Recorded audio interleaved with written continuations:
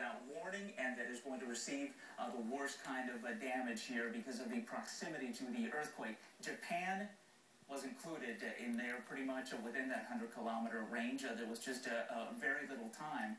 In fact, we were able to get on and show you the pictures that you're seeing there as we watched here live a tsunami hitting the coast of Japan. Indeed. Ivan, I'm going to let you get some more information and track that tsunami in the Pacific, and when we come back to you, we can talk some more about that. But in the meantime, for our global audience, and of course the audience who joined us a short time ago across the United States, I want to go over what we know at this point. And this is a major earthquake in Japan. It's classified as a great earthquake, in fact, and the 8.8 magnitude quake struck off the coast just over an hour ago, and Japan's Kyoto News Agency reports that there are numerous injuries. Now, it was centered 150 kilometers off the main island, and a tsunami washed ashore shortly after the quake hit, washing away cars and boats. In actual fact, we had those live pictures of that tsunami unfolding. If we can get that re-racked and on the air for you again for those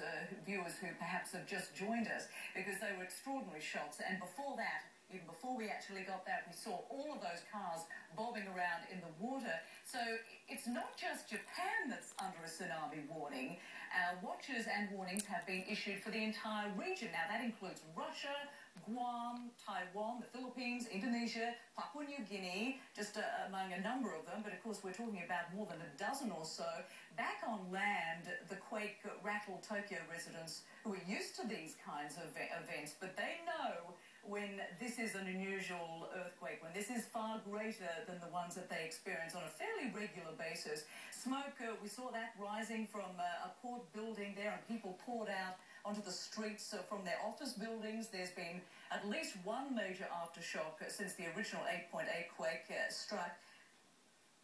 Okay, just getting word in my ear now from the control room, that earthquake has now been upgraded to an 8.9 quake. So, I mean, this often happens. Initially, we were reporting it was a 7.9, then an 8.8. Now the word is the initial quake was an 8.9.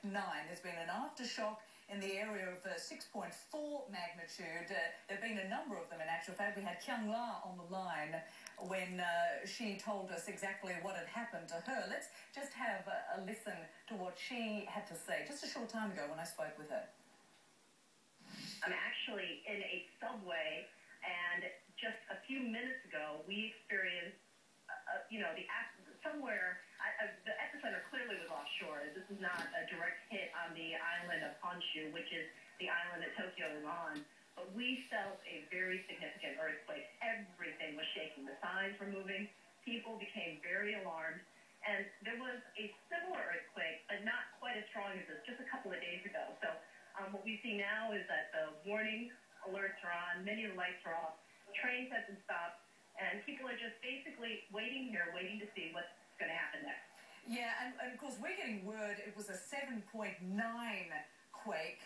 That's a big quake that hit. And as you mentioned, I mean, you and I were talking a couple of days ago when that other one hit, and one remark you made, which was very important, I thought, I took note of that, was that you said the quake lasted, or it felt like it lasted, for about 3 minutes. Similar today that we're feeling. I would actually say... Right, I was told, that was Kyung La, I was talking to her a short time ago. Of course, since that discussion, that earthquake has now been upgraded to an 8.9. Now, I want you to look at these pictures. Unbelievable. Look at that debris, the mud. This is a tsunami we are watching it unfold before our very eyes. A tsunami of mud and debris and water rushing across the land there in Tokyo. Just extraordinary, these live pictures as we bring them to you. And of course, I wonder if our Ivan Cabrera is there standing by. He's back. Yes, Ivan, can you see these pictures? Unbelievable. This is mud and debris. We can see cars in there. We see buildings. That is incredible, and as what you would expect with an 8.9 here, these waves can travel for several